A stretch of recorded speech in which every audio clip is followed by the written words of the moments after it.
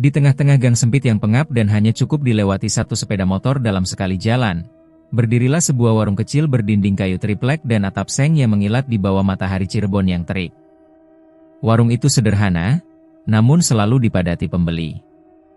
Namanya tidak terpampang mencolok, hanya sebuah papan kecil bertuliskan, ayam geprek spesial Bu Marni, yang mulai memudar dimakan hujan dan panas. Bu Marni, pemilik warung, adalah seorang janda berumur sekitar 50-an. Kulitnya bersih, wajahnya tenang, dan sorot matanya, meskipun selalu dibingkai senyum, sering membuat orang merasa tak enak hati. Senyum itu bukan senyum ramah. Bukan juga senyum hangat. Senyum Bu Marni seperti wajah patung keraton, indah, tak berubah, tapi kosong. Ia selalu mengenakan kebaya lusuh warna krem, dengan sanggul kecil di belakang kepala dan sepasang anting emas yang tampak kuno. Warung itu hanya memiliki 4 meja panjang dan beberapa bangku plastik. Asap dari wajan penggorengan mengepul ke jalan, menyebar bersama aroma sambal goreng yang menyengat dan menggoda. Sambalnya legendaris. Pedasnya bukan main, tapi membuat ketagihan. Pelanggan rela mengantre bahkan sampai 1 jam, hanya untuk 1 porsi ayam geprek sambal setan ala Bu Marni. Namun di balik antrean panjang dan mulut-mulut terbakar, warga sekitar mulai gelisah. Gang tempat warung itu berdiri memang sudah lama sepi. Namun sejak Bu Marni membuka usahanya 3 tahun lalu, suasana gang berubah. Dulu hanya ada suara kodok, jangkrik, dan anak-anak kecil berlarian. Sekarang, malam hari di gang itu lebih senyap dari kuburan. Dan kadang, di antara pukul 2 sampai 4 dini hari, terdengar suara aneh dari arah warung, seperti ayam berkokok panjang, disusul suara erangan, atau tangisan. Bu Inah, pemilik warung pecel di ujung gang, pernah bersumpah mendengar sesuatu seperti anak kecil menangis tercekik. Ia bangun karena mendengar sesuatu terjatuh di atapnya. Tapi ketika dilihat, hanya ada darah kering yang menetes dari genteng, tanpa bekas apapun. Jangan ngomong sembarangan soal Bu Marni, kata Pak RT ketika warga mulai membicarakan keanehan itu. Warungnya bawa rezeki ke gang ini. Kita nggak usah ikut campur. Memang benar, sejak warung itu ramai, gang yang dulunya sepi mulai hidup. Ojek online hilir mudik, warung-warung lain ikut laris, dan pemilik rumah kontrakan kebanjiran penyewa. Tapi tetap saja, ada yang tidak beres. Sejak awal, para pegawai Bu Marni tak pernah bertahan lama. Mereka datang, bekerja sebulan 2 bulan, lalu hilang begitu saja. Tak pernah pamit, tak pernah kembali. Ada yang bilang mereka pulang kampung, ada juga yang katanya diterima kerja di tempat lain. Tapi ketika dicari, nomor mereka tak aktif, rumah keluarga mereka juga mengaku kehilangan kontak. Salah satu warga, Mas Wira, pemuda pengangguran yang sempat bekerja di warung Bu Marni sebagai pencuci piring, hanya bertahan seminggu. Saya nggak tahan, Mas, katanya waktu itu kepada tetangganya. Tiap malam di dapur itu suara ayam, tapi bukan suara ayam biasa. Kayak orang lagi dicekik sambil berkokok. Terus baunya, bukan bau dapur biasa. Bukan amis ayam, tapi kayak bau rambut terbakar, sama daging busuk. Ia gemetar saat menceritakannya. Malam itu juga ia pindah ke rumah neneknya di desa Lemah Wungkuk dan tak pernah kembali. Namun tetap saja, tak satu pun laporan polisi dibuat. Tak ada wartawan yang datang, dan anehnya, siapapun yang mencoba bertanya terlalu dalam soal warung itu selalu berubah pikiran. Entah kenapa, setiap orang merasa seolah-olah lebih baik diam. Lebih aman diam. Dan Bu Marni, seperti tak terganggu apapun, tetap menyambut setiap pelanggan dengan senyum yang sama, tenang, datar, dan seperti tahu sesuatu yang tak ingin kau ketahui. Pedasnya gimana, Mbak? Tanya Bu Marni suatu siang pada seorang pelanggan muda. Pedas banget, tapi enak, Bu. Kayak bikin pengin terus. Bu Marni tersenyum. Kalau enak, jangan lupa datang lagi. Tapi jangan malam Jumat, ya. Kami tutup. Tak ada yang pernah bertanya kenapa warung itu selalu tutup setiap malam Jumat. Tapi warga sekitar tahu betul, dari balik tirai dapur, kadang terlihat bayangan hitam tinggi menjulang berdiri diam selama berjam-jam, hanya menatap keluar, seperti menjaga sesuatu atau menunggu. Anak-anak dilarang bermain dekat warung. Mereka bilang, ayam hitam besar kadang terlihat duduk di atap warung, memandangi orang-orang yang lewat sambil memiringkan kepalanya perlahan. Tapi saat orang dewasa melihat ke atas, atap itu kosong, hanya atap seng tua berkarat. Seorang anak kecil pernah bicara sambil menunjuk warung itu, ayamnya bisa ngomong, "Bu." Dia bisik-bisik ke kuping aku, bilang jangan makan sambalnya. Ibunya langsung menampar mulut si bocah. "Jangan sembarangan. Itu warung rezeki orang." "Diam." Gang itu kini tak hanya bau minyak goreng dan bumbu, tapi juga sesuatu yang lain. Sesuatu yang sulit dijelaskan. Aroma samar yang datang diam-diam ketika malam menjelang. Campuran bau darah, tanah basah, dan dupa. Dan jika kau berdiri cukup lama di mulut gang itu menjelang malam, kau akan merasakannya juga. Sesuatu yang mengintip dari balik tirai dapur warung, menunggu waktu yang tepat untuk menyambutmu. Kematian Pak Sarman, suami Bu Marni, datang seperti hujan pertama setelah kemarau panjang, tiba-tiba, keras, dan menyisakan genangan luka. Malam itu, Pak Sarman pulang terlambat dari pelabuhan.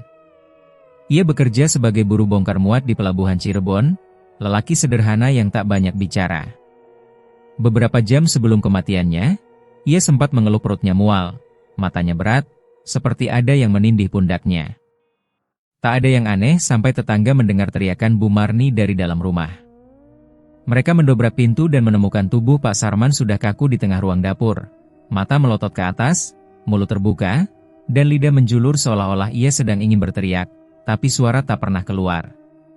Anehnya, di lantai dekat tubuhnya, ada ceceran minyak goreng yang berbau aneh, seperti campuran darah dan bunga kenanga. Bu Marni menangis dalam diam. Tidak meraung, tidak histeris. Hanya duduk di sudut dapur sambil memeluk lutut, bibirnya bergetar menggumamkan sesuatu yang tak bisa didengar dengan jelas. Sejak malam itu, ia berubah. Wajahnya makin pucat, suaranya makin pelan. Ia lebih sering berbicara sendiri, menatap keluar jendela seperti sedang menunggu seseorang datang. 2 bulan setelah kematian suaminya, Bu Marni mulai membuka warung ayam geprek kecil. Hanya sebuah meja kayu, 2 bangku plastik, dan sebuah kompor gas dengan wajan besar. Tidak ada yang menyangka usaha itu akan menjadi awal dari sesuatu yang jauh lebih gelap. Ilham, begitu kata Bu Marni kepada Bu Inah, tetangga yang penasaran. "Aku mimpi, Inah. Mimpi aneh sekali. Ada lelaki hitam berdiri di depan rumah. Tingginya lebih dari pintu. Bajunya seperti jubah, tapi berbulu. Wajahnya gelap pekat, gak kelihatan jelas kecuali matanya. Merah menyala. Dan suaranya, astagfirullah, suaranya kayak ayam sekarat. Serak dan bergetar. Tapi dia bicara pelan dan jelas." "Apa yang dia bilang?" tanya Bu Inah dengan merinding. Bu Marni tidak langsung menjawab. Ia menatap wajan yang sedang dipakai menggoreng ayam, lalu mengaduk sambalnya perlahan. Asap naik dari ulekan sambal yang sedang dimasak, aroma cabai, bawang, dan sesuatu yang lain, tak bisa dikenali. Dia bilang, "Aku tahu kau lapar, Marni. Lapar dari banyak hal. Lapar harta, lapar kuasa, lapar pengakuan. Aku bisa beri semua itu. Tapi kau harus memberi makan balik.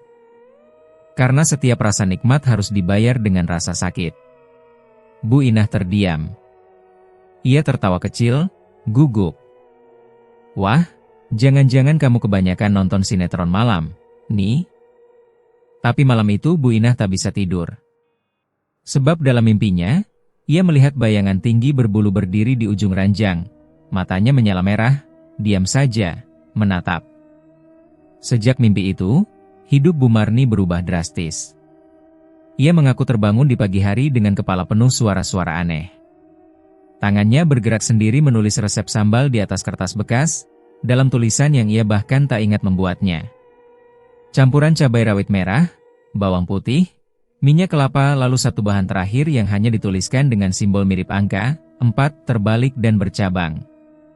Bahan itu tidak pernah dibeli dari pasar. Tidak pernah disebutkan. Tapi sambalnya memiliki aroma berbeda. Tidak sekadar pedas, tapi seperti menyengat dari dalam. Seolah lidah mengenali rasa itu sebagai sesuatu yang seharusnya ditolak tubuh, namun otak justru memintanya lagi dan lagi. Warungnya perlahan berkembang. Dari meja kayu menjadi bangunan kecil. Dari 2 bangku menjadi puluhan pelanggan per hari. Semua karena sambalnya.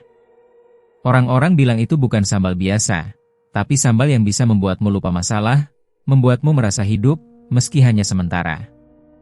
Namun dalam setiap suksesnya, malam-malam Bu Marni justru semakin sunyi. Ia sering mengurung diri di dapur sampai dini hari.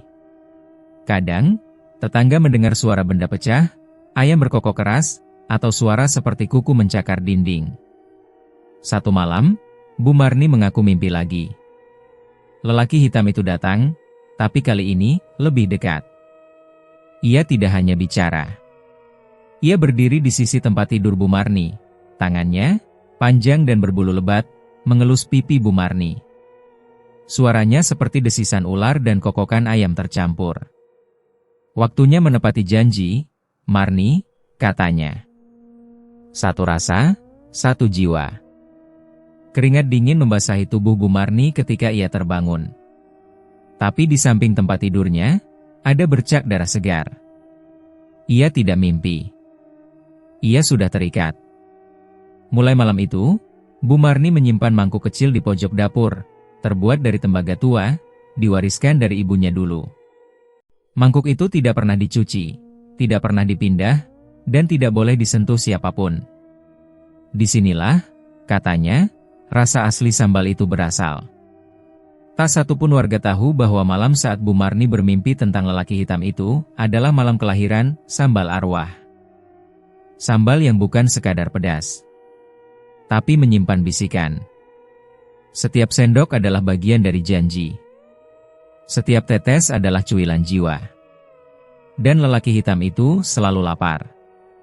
Mereka pikir Bu Marni hanya janda biasa yang sedang bangkit dari duka. Mereka salah. Sebab sejak malam itu, Bu Marni bukan lagi hanya seorang janda. Ia adalah penjaga rasa. Penjaga perjanjian. Malam itu bulan mengambang redup, terbungkus kabut tipis yang membuat langit tampak kelabu. Angin berembus dari utara, membawa bau laut bercampur anyir tanah basah.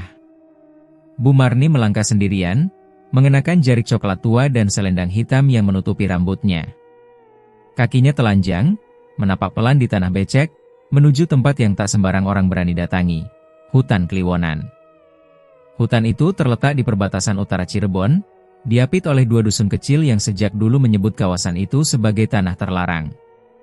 Tak ada yang tahu persis sejarahnya, hanya cerita yang diwariskan secara lisan, tentang suara kokok ayam tengah malam yang tak pernah terlihat wujudnya, tentang aroma daging terbakar yang muncul tanpa api, dan tentang makhluk-makhluk yang bersembunyi di balik semak-semak, menunggu jiwa-jiwa lemah datang dengan niat buruk. Bu Marni sudah mempersiapkan semuanya. Ia membawa sesaji dalam bakul kecil, kepala ayam cemani, 7 batang lilin hitam, segenggam beras merah, dan selembar kain putih bertuliskan nama Pak Sarman, suaminya yang baru dikubur 3 hari lalu. Ia berhenti di tengah hutan, di bawah pohon randu tua yang batangnya berongga. Di sanalah, menurut bisikan dalam mimpinya, tempat makhluk itu menunggu. Lelaki hitam bermata merah. Penunggu rasa. Dan yang lapar. Dengan tangan gemetar, Bu Marni menyalakan lilin-lilin dan mengatur sesaji membentuk lingkaran. Kabut mulai menebal, dan udara terasa makin dingin meski kulitnya mulai berkeringat. Ia duduk bersimpuh, memejamkan mata, dan mulai merapal mantra yang ia hafalkan dari lembaran tua yang muncul entah dari mana. Mungkin dikirim dalam mimpinya, atau mungkin diselipkan oleh sesuatu ke dalam lemari bajunya. Sira ingkang nyimpen rasa, aku datang goleki pengangen. Aku maringi jiwa, awak, lan daging. Tulung wenehi aku rasa nikmat, sugih, lan jeneng. Tiba-tiba api lilin berkedip-kedip, seperti ditiup angin dari arah yang tak jelas. Tanah di bawahnya bergetar pelan. Lalu terdengar suara kukuruyuk panjang, tidak seperti suara ayam biasa, lebih rendah, lebih dalam, seperti erangan makhluk yang tercekik. Dari balik pohon randu, muncul sesosok bayangan. Tubuhnya tinggi, kulitnya berbulu hitam lebat, tapi bagian kepalanya kepala ayam raksasa. Matanya menyala merah, paruhnya bengkok dan meneteskan cairan kehitaman. Tangannya seperti tangan manusia, namun lebih panjang dan berujung cakar. Bu Marni terdiam. Tak bisa bergerak. Tapi ia tidak lari. Makhluk itu mendekat, berdiri di depan lilin-lilin yang masih menyala. Udara di sekitar Bu Marni tiba-tiba berbau amis dan menyengat, seperti daging basi yang dicampur kemenyan. Makhluk itu bicara, suaranya seperti banyak mulut berbicara bersamaan, bergaung dari segala arah, walau mulut paruhnya tak terbuka. Kau datang dengan duka. Kau membawa nama. Kau siap menukar rasa dengan nyawa? Bu Marni menunduk, suaranya kecil tapi mantap. Ya. Beri aku rasa yang tak bisa dilupakan. Biar mereka datang dan kembali, terus-menerus. Dan aku akan beri kau jiwa, secara berkala. Asal warungku hidup, biar suamiku tak mati sia-sia. Makhluk itu mengangguk pelan. Lalu mencakar tanah dengan kukunya yang panjang, mengguratkan simbol aneh seperti huruf Jawa kuno berpadu dengan lingkaran dan titik. Tanah itu lalu menyala merah, dan dari dasar bekas cakaran, muncul api kecil yang membentuk lingkaran. Dengan darah dan api, ikat janji. Sekali dibuat, tak bisa ditarik. Sekali dilanggar, nyawamu jadi hutang. Bu Marni menggigit ibu jarinya hingga berdarah, lalu meneteskan darah itu ke dalam api. Api berkobar sesaat, lalu padam. Asapnya mengepul membentuk wajah suaminya, Pak Sarman, yang tersenyum pucat sebelum hilang ditiup angin. Makhluk itu mengangkat tangan kirinya, dan dari dalam dadanya sendiri, ia menarik keluar sebongkah benda, seperti jantung ayam, tapi hitam dan berdenyut. Ia meletakkannya di atas kepala ayam dalam sesaji. Ini rasa. Bukan rasa biasa. Ini rasa yang menggoda pikiran dan menusuk ingatan. Campurkan dalam sambalmu. Mereka akan datang dan kembali. Tapi ingat, satu rasa satu jiwa. Kemudian makhluk itu memiringkan kepala, dan dengan gerakan cepat, ia menghilang dalam asap pekat. Api lilin padam serempak. Hutan kembali sepi. Hanya sisa bau darah dan arang yang menggantung di udara. Bu Marni gemetar saat mengumpulkan sisa sesaji. Ia memeluk benda hitam berdenyut itu dengan kain putih. Di dalam hatinya, ia tahu, jalan yang ia pilih tidak bisa diulang. Tapi ia juga tahu, ia sudah kehilangan segalanya. Dan dari semua hal yang tertinggal, hanya satu yang masih bisa dikejarnya, kekuatan. Dan kekuatan selalu butuh tumbal. Pagi harinya, Bu Marni bangun dengan tubuh penuh lumpur dan kaki lecet. Tapi ia tidak merasa lelah. Ia merasa kuat. Di dapur rumahnya, ia mulai menyiapkan sambal pertama, dengan campuran cabai rawit, bawang putih, dan cairan hitam dari benda yang ia simpan dalam kendi kecil. Ia mengaduknya dengan tangan kosong, sambil berbisik. Sambal ini bukan buat kenyang, tapi buat mengikat. Dan dari arah dapur, terdengar suara kukuruyuk, walau ayam di halaman belum pernah berkokok sepagi itu. Hari demi hari, warung ayam geprek Bu Marni semakin ramai. Awalnya hanya tetangga sekitar gang kecil itu yang berkunjung, tapi kemudian mulut ke mulut bekerja seperti sihir. Ojek online mulai antre dari pagi, pembeli dari luar kota berdatangan hanya demi mencicipi sepiring ayam geprek sambal setan yang diklaim bikin nagih.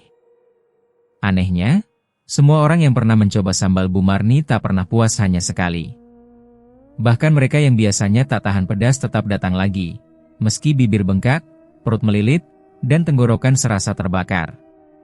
Sambalnya beda, Bu, kata seorang pelanggan tetap, pria paruh baya bernama Pak Didin, seorang pensiunan guru. Pedasnya nggak cuma di lidah, tapi di kepala. Rasanya kayak lupa umur, Bu. Bu Marni hanya tersenyum, kalem seperti biasa. Ia menyendokkan sambal ke atas ayam dengan tangan terampil, matanya setenang permukaan air sumur tua. Tak satu pun tahu bahwa di balik ulekannya, ada campuran cairan hitam dari kendi kecil yang ia simpan di dapur belakang. Cairan yang konon berasal dari jantung makhluk berwujud kepala ayam itu. Semakin hari, pelanggan makin aneh. Mereka datang dengan wajah lelah, tubuh kurus, mata cekung. Beberapa bahkan datang sambil gemetaran, seperti pecandu yang sedang sakau. Ada yang sudah makan 2 piring, lalu pesan 1 piring lagi. Ada yang makannya sambil menangis, entah karena rasa pedas atau sesuatu yang tak bisa dijelaskan. Tapi semua tetap datang kembali.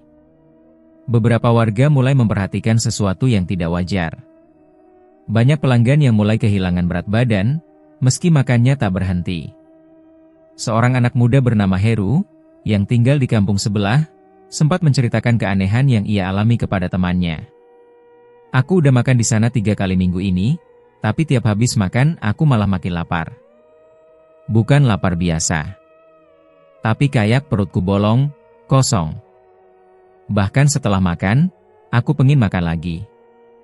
Dan malam-malam aku nggak bisa tidur. Temannya menertawakan, mengira Heru hanya kecanduan sambal.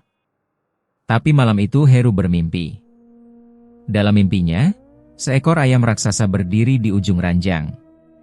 Tubuhnya hitam legam, matanya merah menyala, dan dari paruhnya mengalir darah. Ayam itu menatapnya tanpa berkedip, lalu berkokok panjang, disusul suara tangisan, seperti anak kecil menangis dari dalam perutnya. Heru terbangun dengan tubuh basah oleh keringat. Tapi yang membuatnya lebih ngeri adalah kenyataan bahwa ada bekas cakaran di perutnya. 3 garis merah yang tak berdarah, tapi terasa perih. Ia tak pernah kembali ke warung Bu Marni, namun mulai jatuh sakit. Nafsu makannya hilang untuk makanan lain, tubuhnya lemas, dan wajahnya semakin pucat. Ia mencoba makan makanan lain, sate, soto, bahkan nasi padang, namun semuanya terasa hambar. Ia hanya bisa menatap kosong, menolak semua makanan. Sampai akhirnya, di tengah malam, ia berjalan setengah sadar kembali ke warung Bu Marni. Warung itu sudah tutup, tapi Bu Marni sedang duduk di dalam, seperti sedang menunggu. Ketika Heru berdiri di depan pintu, ia membuka sedikit tirai kayu dan tersenyum tipis. Sudah waktunya makan lagi, ya? Heru hanya mengangguk. Dan sejak malam itu, ia tak pernah terlihat lagi. Cerita seperti itu bukan satu. Seorang ibu rumah tangga bernama Yanti juga mengeluh hal serupa. Saya mimpi anak saya berubah jadi ayam. Tapi ayamnya nangis, minta tolong, katanya kepada suaminya sambil menangis. Namun keesokan paginya, ia tetap pergi ke warung Bu Marni.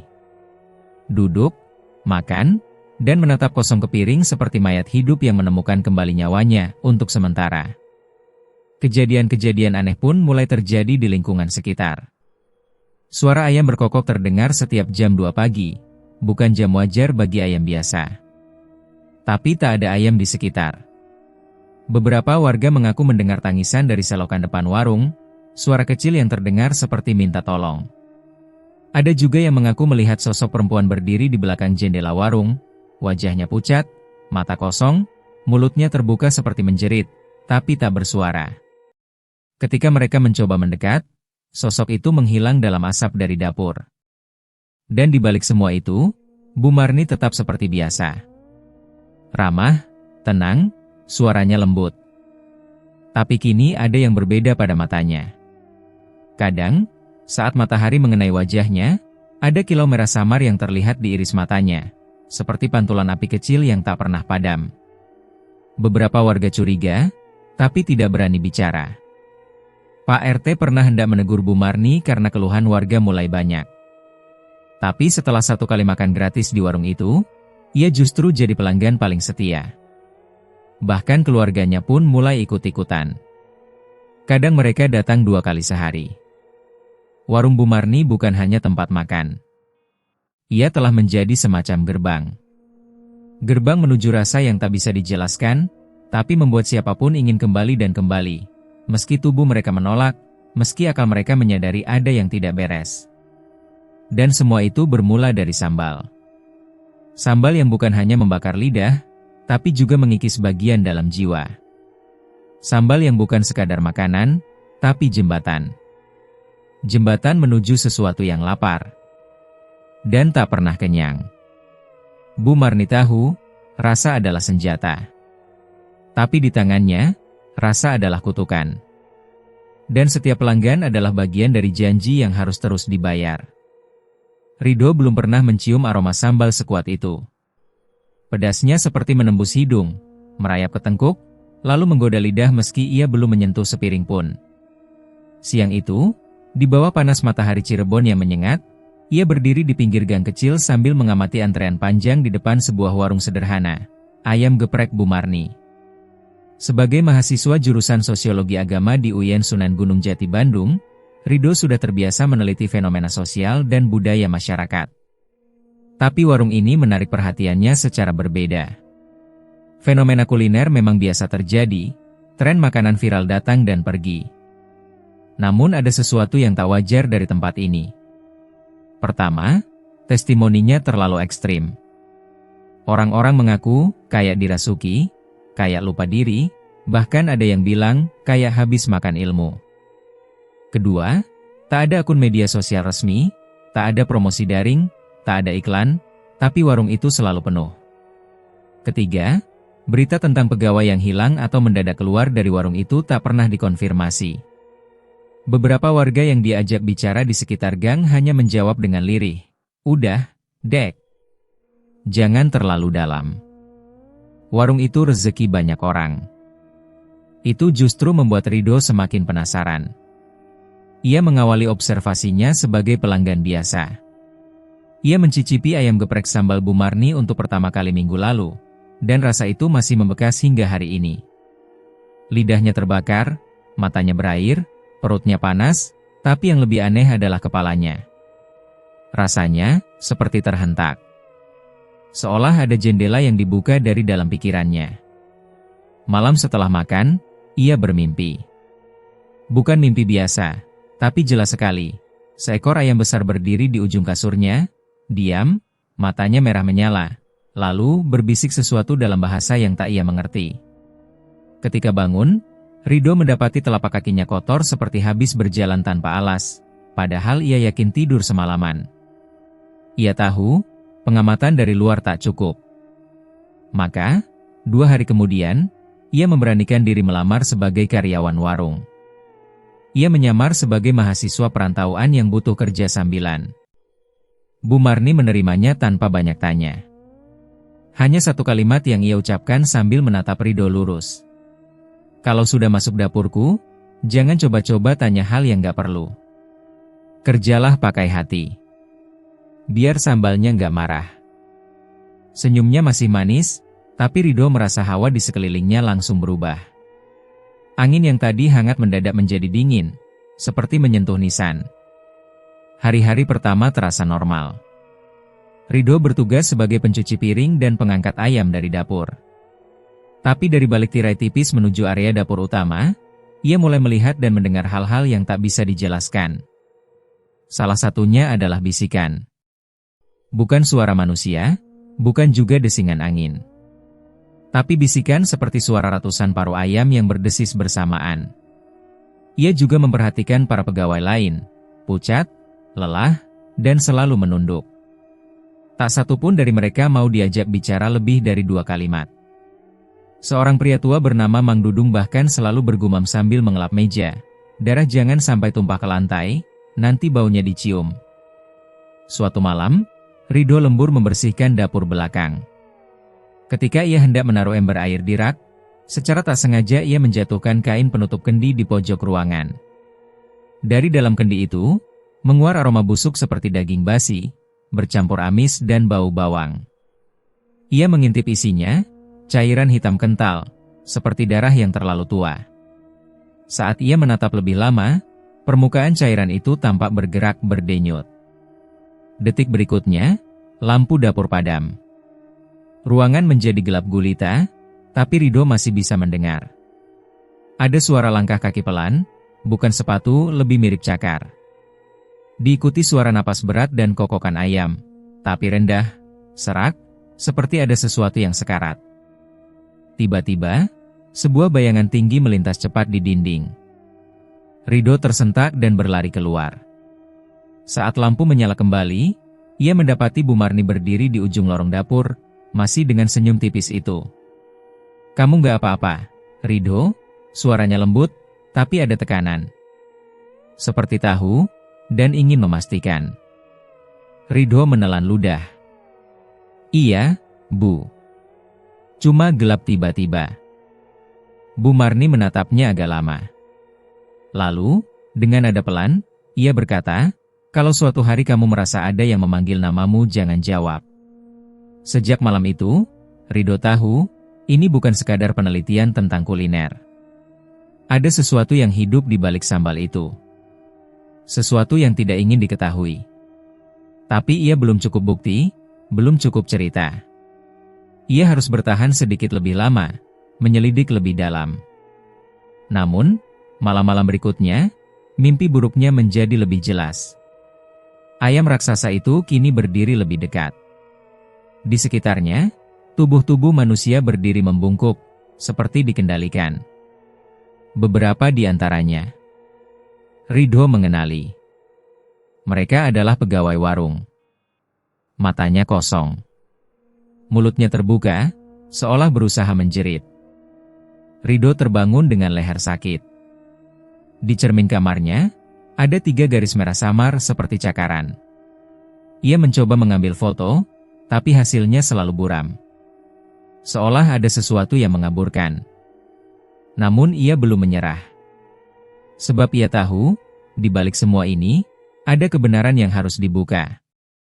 Bukan demi skripsinya saja, tapi demi semua orang yang terus datang dan makan tanpa tahu bahwa mereka sedang menyuapi sesuatu yang tak pernah kenyang. Sudah hampir 2 minggu Ridho bekerja di warung Bu Marni, dan selama itu pula rasa gelisah semakin membenamkan dirinya. Dapur tempatnya bekerja bukanlah dapur biasa. Meski terlihat rapi dan wangi dari depan, ada sudut-sudut yang tak pernah tersentuh pel atau lem, celah-celah sempit yang seolah menyimpan sesuatu. Bau amis selalu bertahan di udara meskipun ia telah mengepel berkali-kali, dan suara bisikan itu masih terus datang. Bisikan yang muncul setiap ia membersihkan rak bawah, atau saat ia mencuci ulekan sambal di malam hari, ketika pegawai lain sudah pulang. Bisikan halus, seperti suara wanita tua yang menyanyikan tembang dari zaman dahulu. Hingga suatu malam, hujan turun deras. Petir menyambar langit Cirebon seperti suara dari langit yang marah. Listrik di warung mati sementara, dan hanya lampu dapur belakang yang menyala remang dengan genset kecil. Pegawai lain pulang lebih cepat, menyisakan Ridho seorang diri untuk beres-beres dapur. Saat ia sedang mengelap meja, ia melihat celah papan di dinding dapur terbuka, bukan seperti terlepas karena angin, melainkan seperti sengaja dibuka. Di balik celah itu, samar-samar terlihat tangga kayu kecil menurun ke lorong sempit, hanya muat untuk 1 orang dewasa. Ridho ragu. Tapi rasa ingin tahunya lebih besar dari rasa takut. Ia menyusuri lorong itu perlahan. Udara di dalamnya dingin, lembab, dan berbau daging busuk. Di ujung lorong, ia menemukan sebuah pintu besi berkarat. Anehnya, pintu itu tidak terkunci. Saat ia mendorongnya, engselnya menggerung lirih seperti jeritan. Ruang di baliknya lebih gelap, namun diterangi cahaya samar dari lampu minyak yang menggantung di langit-langit. Ruangan itu seperti kamar penyimpanan tua, dan segera membuat perut Ridho bergejolak. Di sisi kiri ruangan, ada 4 keranjang bambu besar berisi ayam cemani hidup. Semuanya diam, tak berkokok, tak bergerak. Mata mereka menatap kosong ke arah Ridho, seolah bukan makhluk hidup, tapi boneka bernyawa. Nafas mereka sangat pelan, tapi tubuh mereka tak pernah tidur. Di sisi kanan, ada bangku kayu kecil berlumur darah kering, seperti tempat penyembelihan. Di bawahnya, ada baskom logam penuh bekas cairan merah pekat yang sudah menghitam, berkerak di pinggirannya. Di sudut ruangan, beberapa kantong plastik hitam disusun rapi. Salah satunya robek sedikit, memperlihatkan jemari tangan manusia yang sudah mengering. Ridho mundur selangkah, napasnya tercekat. Tapi matanya terus menjelajah, hingga menemukan lemari tua besar yang dipenuhi buku-buku lusuh. Ia membuka salah satunya, berbahasa Sunda kuno, dengan huruf-huruf yang meliuk seperti akar tanaman. Ia mencoba memahami, lalu menemukan satu halaman yang menarik perhatiannya. Tumbal rasa, sambal arwah, nafkah dari nyawa. Rasa sejati bukan dari bumbu, tapi dari roh yang mengendap dalam darah. Sambal yang hidup harus diberi jiwa. Satu rasa, satu tumbal. Jika tidak rasa akan menuntut sendiri. Ridho memotret halaman itu cepat-cepat. Tangannya gemetar. Ia membuka beberapa catatan lainnya, dan menemukan ilustrasi yang mengerikan, gambar sesajen berisi jantung manusia, ritual di bawah pohon randu, dan makhluk berkepala ayam duduk di singgasana dari tulang belulang. Namun suara di belakangnya membuat darahnya membeku. "Kamu seharusnya nggak kesini, Ridho." Bu Marni. Ia berdiri di ambang pintu, mengenakan kain hitam dan lampu minyak di tangannya membuat wajahnya setengah terang setengah gelap. Matanya tak seperti biasanya. Tatapan itu dingin, kosong, seperti bukan milik manusia biasa. Ridho mundur, berusaha menyembunyikan ponselnya. "Maaf, Bu. Saya cuma mau bersih-bersih, terus lihat ada pintu terbuka." Bu Marni melangkah masuk. Orang lain biasanya pingsan kalau lihat tempat ini. Tapi kamu masih bisa berdiri, masih bisa mikir. Kamu tahu artinya apa? Ridho menggeleng pelan, tapi tubuhnya makin mundur ke dinding. Artinya kamu bisa jadi bagian dari ini. Ia mengangkat tangan, mengelus kepala salah satu ayam yang diam saja di keranjang. Ayam-ayam ini bukan hewan biasa, Ridho. Mereka adalah saksi. Penjaga rasa. Dan kamu bisa membantu menjaga. Menjaga apa, Bu? Ridho mencoba bersuara. Menjaga keseimbangan antara rasa dan tumbal. Karena sambalku bukan sekadar sambal. Ia hidup, Ridho. Ia lapar. Dan selama ada jiwa yang datang dari pintu depan warungku, aku akan terus hidup. Bu Marni lalu mendekat, lalu dengan nada lembut, ia berbisik. Kalau kamu mau selamat, pura-puralah nggak pernah lihat apapun malam ini. Masak saja. Layani pelanggan. Dan diam. Ridho tak menjawab. Ia hanya mengangguk pelan, lalu berjalan keluar dengan lutut gemetar. Begitu keluar dari ruangan itu, ia muntah di selokan belakang. Tubuhnya menggigil, tapi pikirannya dipenuhi satu tekad. Ia harus keluar dari warung itu. Segera. Tapi tidak tanpa bukti. Ia tahu sekarang, semua cerita itu benar. Sambal itu bukan hanya pedas, tapi dikutuk. Diberi nyawa lewat darah. Dan dapur Bu Marni bukan tempat memasak, tapi tempat persembahan. Dan rasa yang diburu orang-orang adalah rasa dari kematian yang terus dipelihara. Kamis malam di gang kecil itu selalu terasa berbeda. Hawa panas menggantung lebih berat dari biasanya, dan angin yang bertiup dari arah timur membawa bau logam yang tajam, bau darah segar yang tak bisa dijelaskan sumbernya. Warga sekitar sudah terbiasa menutup pintu rapat-rapat setiap malam Kamis, pura-pura tak mendengar apapun. Tapi Ridho tidak bisa lagi berpura-pura. Setelah kejadian di ruang rahasia itu, pikirannya tak pernah tenang. Ia tak lagi makan dari warung, bahkan tak bisa tidur tanpa mimpi buruk. Mimpi-mimpi itu semakin jelas, seorang anak menangis, tubuhnya digiring masuk ke dapur, dan Bu Marni berdiri dengan wajah seperti topeng batu. Dingin, tanpa ragu, namun penuh pengabdian. Malam itu, Ridho memutuskan mengintip sendiri. Ia menunggu semua pegawai pulang, lalu pura-pura ikut meninggalkan warung lewat pintu depan. Tapi diam-diam, ia menyelinap masuk kembali dari celah ventilasi kecil di samping warung yang terhubung ke dapur. Ventilasi itu hanya muat untuk tubuh kurus seperti dirinya. Ia mengatur napas, menekan ketakutan, dan merayap perlahan. Dari balik celah kayu dapur, Ridho menyaksikan pemandangan yang tak akan pernah ia lupakan. Bu Marni berdiri di tengah dapur yang telah disulap menjadi kamar persembahan. Semua perabot biasa telah disingkirkan. Kini hanya ada lingkaran garam di lantai, 7 lilin hitam menyala mengelilingi sebuah mangkuk tembaga besar, dan aroma kemenyan bercampur amis yang menusuk hidung. Di sampingnya, seorang bocah laki-laki berdiri, usia sekitar 9 tahun. Matanya sayu, seperti dipaksa menahan kantuk berat, namun tubuhnya lunglai seperti tak sadar sepenuhnya. Bibirnya bergerak-gerak kecil, tapi tak bersuara. Ridho ingin berteriak, tapi tubuhnya tak bisa digerakkan. Ia hanya bisa menyaksikan ketika Bu Marni mengeluarkan pisau kecil dari balik kain selendangnya.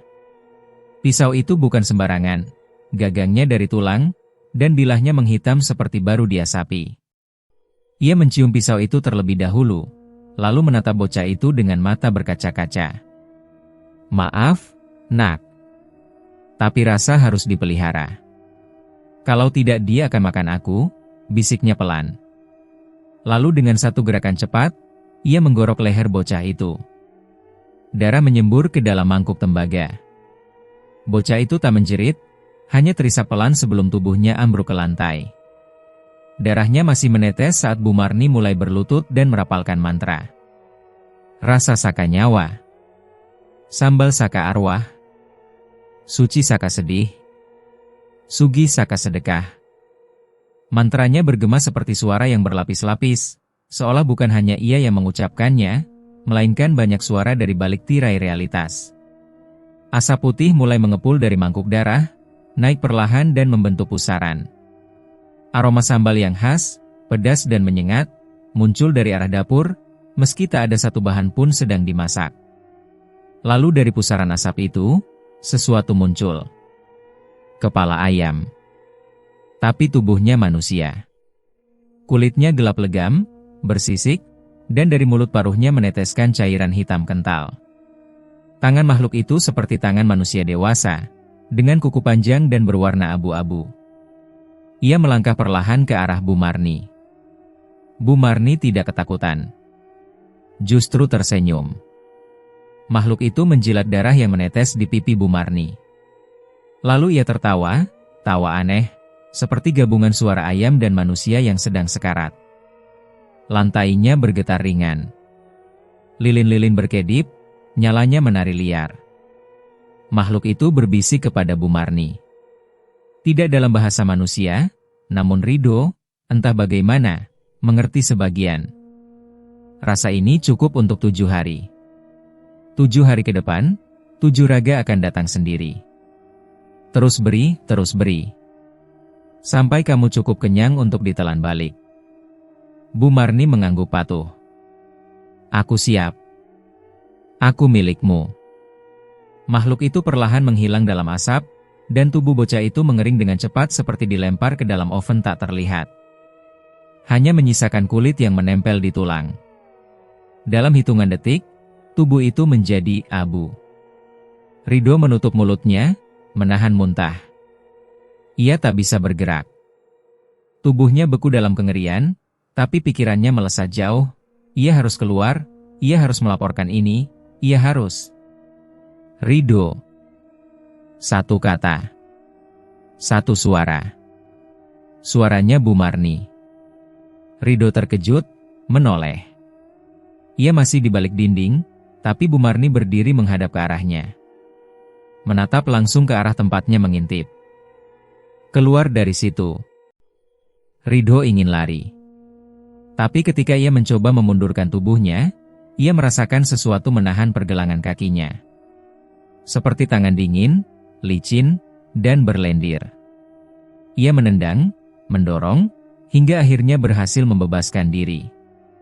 Dengan tergesa-gesa, ia melompat keluar dari ventilasi, terjatuh ke tanah belakang warung. Ia lari tanpa menoleh, melintasi gang sempit, lalu menyusup ke dalam kamar kosnya dan mengunci pintu berulang kali. Tubuhnya gemetar. Matanya merah. Tapi ia tahu. Itu bukan lagi penelitian. Bukan sekadar rasa. Ia baru saja melihat, dengan mata kepala sendiri, tumbal yang menjadi bahan utama sambal itu. Darah manusia. Jiwa bocah tak berdosa. Dan kini, ia yakin bukan hanya sambal yang hidup. Tapi rasa itu telah memiliki wujud. Dan ia lapar. Selalu lapar. Pagi itu kabut masih menggantung di atas ganggang sempit di pinggiran kota Cirebon, saat seorang perempuan dengan langkah limbung memasuki pelataran pesantren tua di Desa Kliwonan. Bajunya compang-camping, rambutnya acak-acakan, dan matanya kosong. Namun sorot itu menyimpan satu hal, ketakutan yang telah melampaui batas manusia biasa. Namanya Wati. Usianya belum genap 24, namun wajahnya menua sebelum waktunya. Ia adalah satu dari sedikit mantan pegawai warung Bu Marni yang berhasil melarikan diri. Bukan keluar dengan surat resign atau permisi yang wajar, ia melarikan diri dalam malam gelap, dengan tubuh penuh luka cakaran dan kaki yang berdarah. Santri yang pertama melihatnya mengira Wati orang gila. Namun saat ia dibawa ke hadapan Kiai Haji Muhtadi, pengasuh pesantren yang juga dikenal sebagai penjaga ilmu tua, sesuatu dalam tatapan Wati membuat sang Kiai bergidik pelan. Ada yang mengintip kematian, lalu pulang dengan nyawa setengah, ucap Kiai Muhtadi, setelah menatap mata Wati lama sekali. Butuh 2 hari penuh hingga Wati bisa bicara lancar. Dalam keadaan menggigil dan diselimuti zikir lembut dari para santri, Wati akhirnya membuka mulut. Ia menceritakan segalanya, semuanya, tanpa dilebihkan, tanpa dipoles. Ia dulu bekerja di warung Bu Marni karena desakan ekonomi. Awalnya hanya tugas dapur biasa, mencuci piring, mengupas bawang, menyortir ayam. Tapi perlahan, ia mulai melihat kejanggalan. Ia mendengar suara ayam berbisik. Ia melihat Bu Marni berbicara dengan kendi yang ia peluk seperti anak. Ia pernah melihat darah menetes dari celah papan lantai saat malam Kamis. Wati pernah ingin kabur lebih awal. Tapi ia selalu jatuh sakit setiap kali niat itu muncul. Tubuhnya berat, mimpinya dipenuhi bayangan ayam berkepala manusia. Setiap kali hendak meninggalkan warung, suara bisikan muncul di telinganya. Kalau kamu pergi, rasa akan ikut. Tapi yang dimakan bukan kamu saja. Ketakutan membuatnya bertahan. Hingga suatu malam, ia tak tahan lagi. Ia melihat sendiri Rido, si mahasiswa muda yang baru bekerja beberapa pekan, digeret ke dapur belakang oleh 2 pria asing yang tidak pernah bekerja di warung.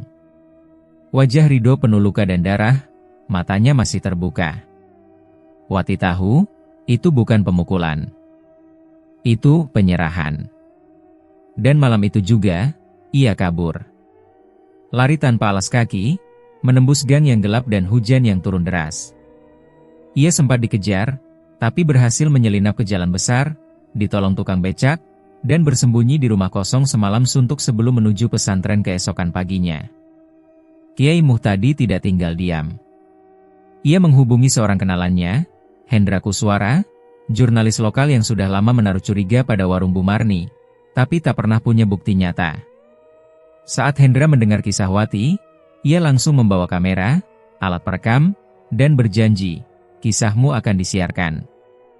Kebenaran harus muncul. Malam itu, mereka membuat rekaman wawancara. Wati menceritakan segalanya secara rinci, termasuk ritual sambal arwah, tumbal manusia, bahkan penampakan makhluk berkepala ayam. Hendra merekam semuanya. Ia bahkan sempat berencana menemui polisi esok harinya. Namun esok pagi, mobil Hendra ditemukan hangus terbakar di pinggir jalan dekat Pasar Kalitanjung. Tubuhnya menghitam, terbakar dari dalam. Anehnya, tidak ada tanda api dari luar. Bahkan jok mobil masih utuh.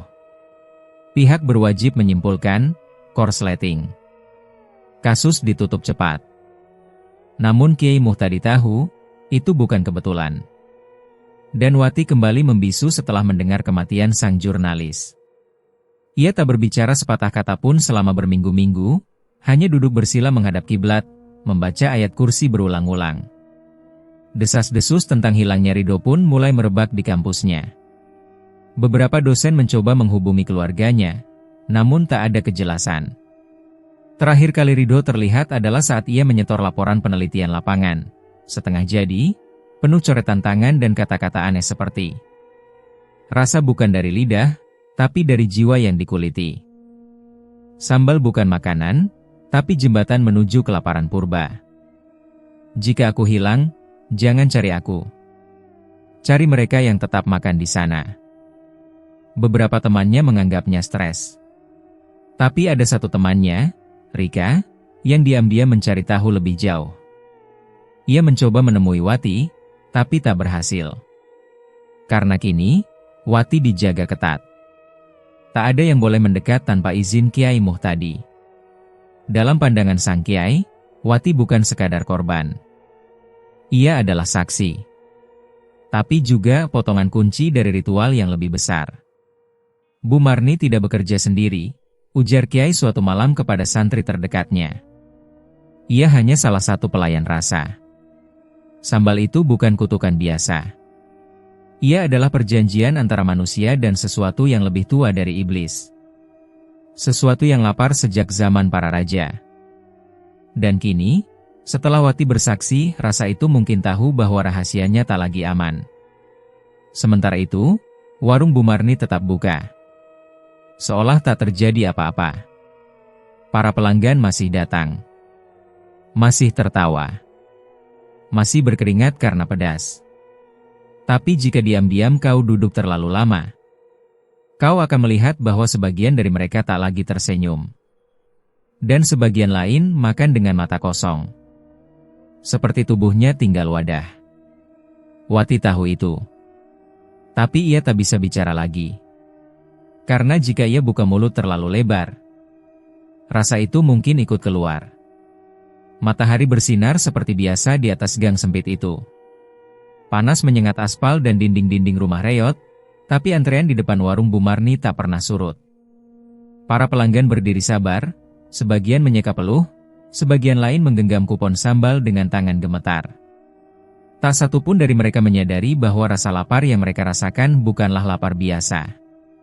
Setelah menghilangnya Rido dan tewasnya jurnalis lokal bernama Hendra, sempat beredar isu liar di media sosial. Sebagian menganggap hilangnya mereka berkaitan dengan pesugihan, sebagian mengaitkannya dengan kisah horor urban seputar warung legendaris itu. Namun anehnya, semua unggahan yang menyebut nama Bu Marni atau sambal arwah selalu hilang dengan cepat, seperti dibungkam oleh sesuatu yang tak terlihat. Warung itu tetap berdiri. Tetap wangi. Tetap ramai. Dan rasa lapar itu, yang menggoda lidah namun merenggut jiwa, terus bekerja. Pelanggan-pelanggan yang datang pertama kali biasanya terlihat bahagia. Mereka tertawa, memotret makanan, membuat ulasan di media sosial. Tapi ketika mereka datang untuk ketiga atau keempat kalinya, sesuatu mulai berubah. Rani, mahasiswi ekonomi yang semula ceria dan suka bercanda, kini hanya duduk diam di kampus. Ia menatap kosong ke jendela, tak pernah menjawab ketika dipanggil. Temannya bersaksi bahwa Rani sering bermimpi ayam-ayam besar mematuki wajahnya. Ia berhenti berbicara seolah lidahnya membeku. Hingga suatu hari, ia pingsan di kelas, mulutnya berbusa merah. Eko, tukang ojek yang biasa makan sambal Bu Marni setiap malam, mulai sering salah arah. Ia mengantar penumpang ke tempat yang tidak mereka minta. Matanya sayu, dan ia selalu mengulang kata yang sama. Pedasnya manis, manisnya kosong. Pelanggan-pelanggan lain mulai menunjukkan tanda serupa, kehilangan emosi. Tak lagi tertawa, tak bisa menangis. Seolah bagian dari mereka, bagian yang membuat mereka manusia, telah hilang perlahan. Namun, mereka tetap datang. Dan terus makan. Bu Marni sendiri tak banyak bicara. Ia tetap melayani dengan senyum tipis dan tatapan kosong yang menembus lebih dalam dari sekadar keramahan. Para pegawainya makin sedikit, sebagian menghilang tanpa jejak. Namun warung itu tetap bersih. Dapur tetap wangi. Dan sambal itu semakin kuat aromanya. Tak ada yang tahu dari mana bahan-bahannya. Tak pernah terlihat ada pemasok datang. Tak ada mobil pengantar cabai, bawang, atau ayam. Semuanya seolah muncul sendiri, tersedia, segar. Dan sambal itu, merah gelap seperti darah tua, selalu penuh dalam toples kaca besar di meja depan. Suatu malam, Seorang pemuda dari luar kota mencoba iseng bertanya soal sambal itu. Ia mengolok-olok rasa pedasnya yang terlalu dibesar-besarkan. Esok harinya, ia ditemukan di kamar losmen, tubuhnya berlumuran luka cakaran. Namun warga tak peduli. Mereka pura-pura tak tahu. Karena yang mencicipi akan kembali. Di balik dinding warung itu, di balik ruang dapur yang tampaknya biasa, nyawa demi nyawa telah dikikis seperti serpihan kelapa dalam parutan. Bu Marni tak lagi membutuhkan darah segar setiap Kamis malam. Karena kini, sambal itu sudah menemukan cara untuk makan sendiri. Ia menggerogoti perlahan, dari sendok pertama, dari gigitan pertama, tanpa disadari oleh siapapun. Satu sendok menghapus satu kenangan. Satu suapan menghapus satu rasa. Dan sebelum pelanggan sadar, mereka bukan lagi sepenuhnya manusia. Wati, satu-satunya saksi yang masih hidup, pernah berkata dalam gumamnya di pesantren. Sambal itu bukan bumbu. Ia semacam makhluk. Ia hidup. Ia tumbuh dari rasa takut, dari rasa nikmat yang berlebihan. Ia tak cuma memakan tubuh. Ia memakan bagian terdalam dari orang. Dan benar. Pelanggan yang terus datang, adalah mereka yang perlahan kehilangan rasa lapar, dan justru menjadi bagian dari siklus rasa itu sendiri. Dalam satu kesempatan, seorang petugas kesehatan lingkungan mencoba inspeksi. Ia mendapat laporan anonim bahwa ada bau bangkai menyengat dari balik dapur. Tapi ketika ia masuk, ia mendapati dapur bersih, licin, dan wangi harum rempah. Namun saat ia hendak pergi, ia tersandung sesuatu, sebuah sendok kecil berwarna hitam legam. Ia memungutnya, lalu tanpa sadar menjilat sedikit ujungnya. Seketika matanya membelalak. Ia keluar dari warung itu, tak mengucapkan sepatah kata pun. 3 hari kemudian, ia kembali. Bukan sebagai petugas, tapi sebagai pelanggan.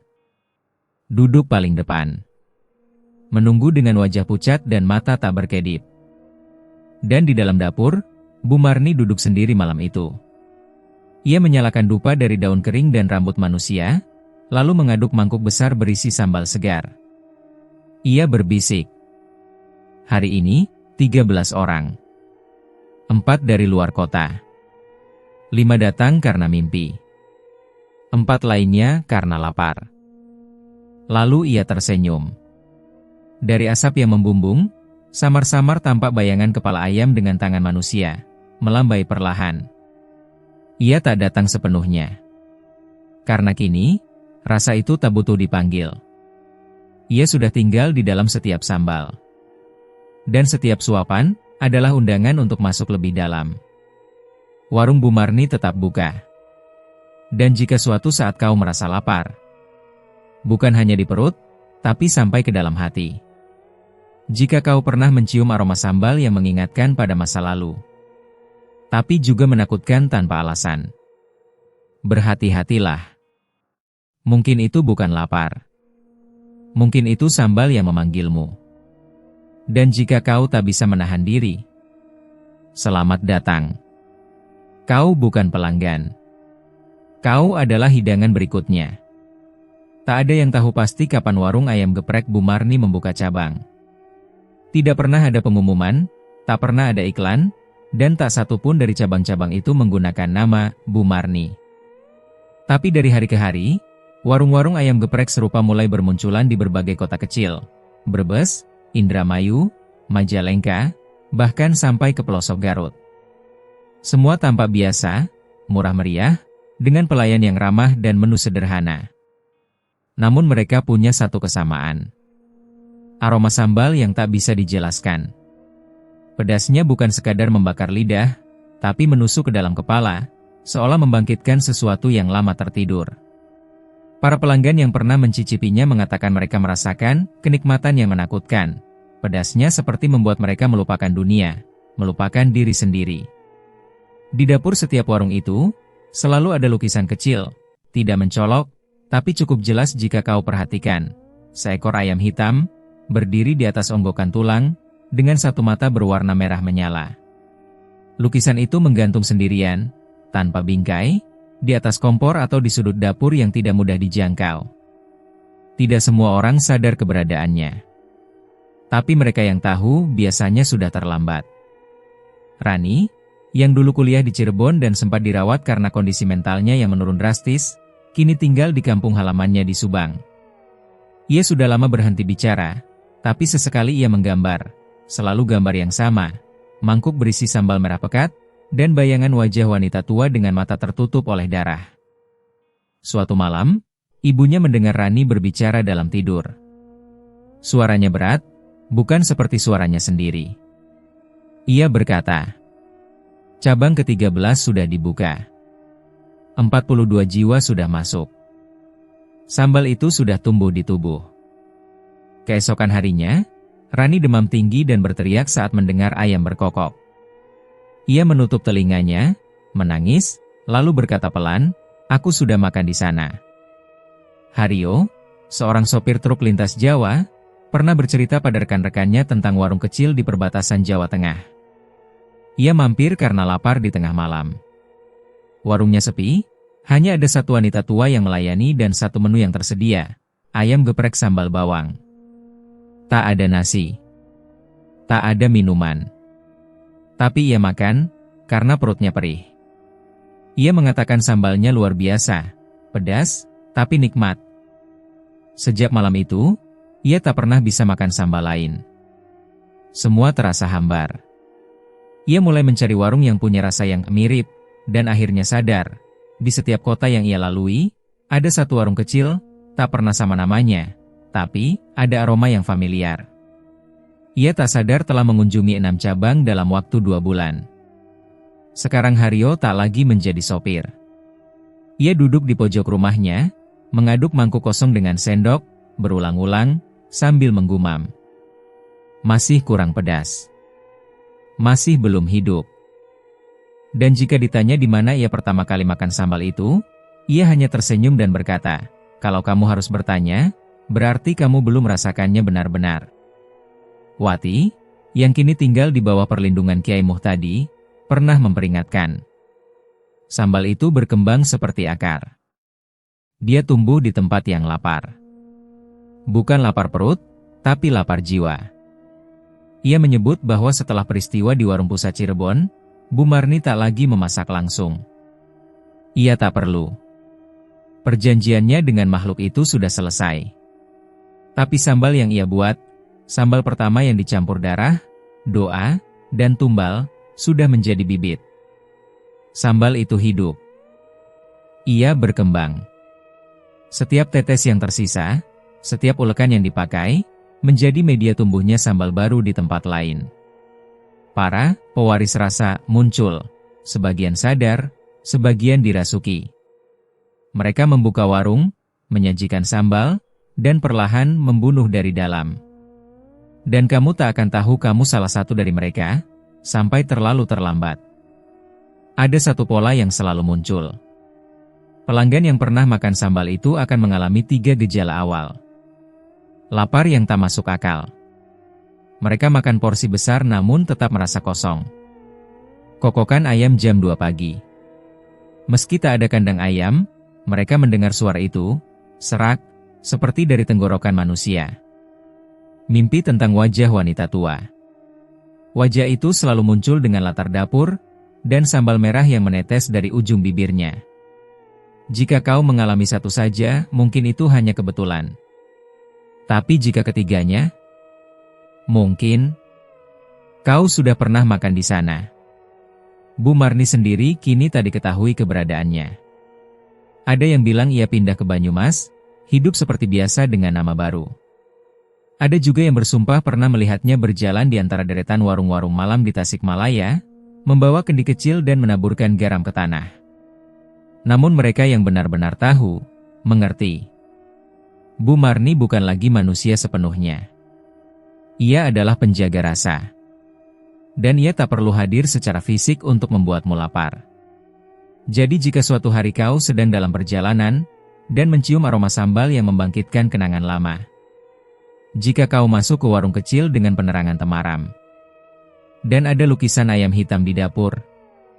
Jika setelah makan, Kau tak bisa berhenti berpikir tentang rasa pedas itu.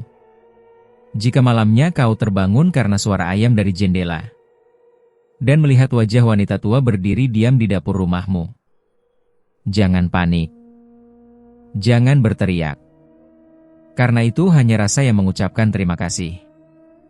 Atau undangan untuk datang lagi. Selamat makan. Tapi ingat, di warung ini, kau bukan sekadar pelanggan. Kau mungkin hidangan berikutnya.